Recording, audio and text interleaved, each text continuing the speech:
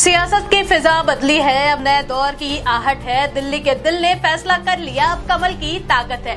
दिल्ली विधानसभा चुनाव के नतीजे अब लगभग साफ हो चुके हैं और भारतीय जनता पार्टी भारी बहुमत से सरकार बनाने की ओर बढ़ रही है।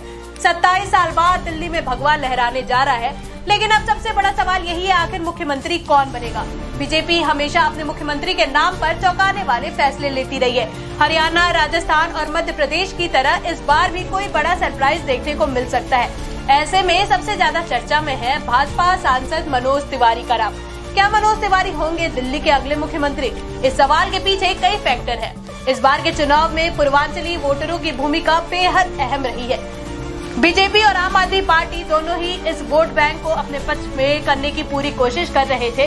खुद अरविंद केजरीवाल पूर्वांचलियों को लुभाने के लिए कई बड़े वादे किए थे, लेकिन चुनावी नतीजों ने साफ कर दिया कि पूर्वांचली समुदाय ने बीजेपी पर भरोसा जताया है। अब सवाल उठता है कि अगर दिल्ली में एक पूर्वांचली मुख्यमंत्री बनता है तो इससे बिहार चुनाव पर क्या असर पड़ेगा। जी हां, बिहार में इसी साल के अंत में विधानसभा चुनाव होने हैं। अगर बीजेपी मनोज तिवारी को मुख्यमंत्री बनाती है तो ये फैसला बिहार में भी पार्टी के लिए फायदेमंद साबित हो सकता है। मनोज तिवारी खुद भी इस सवाल को लेकर ज्यादा इनकार नहीं करते।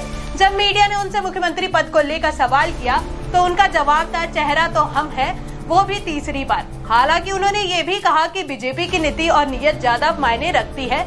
अब ये देखना दिलचस्प होगा कि बीजेपी दिल्ली में कोई नया चेहरा लेकर आती है या फिर अनुभवी नेताओं में से किसी को ये जिम्मेदारी दी जाती है। क्या दिल्ली को एक पूर्वांचली मुख्यमंत्री मिलेगा या फिर कोई और नाम सामने आएगा? इन तमाम सवालों के जवाब जल्द ही मिलेंगे। फिलहाल हम इस पूरी सियासी हलचल पर नजर बनाए हुए हैं।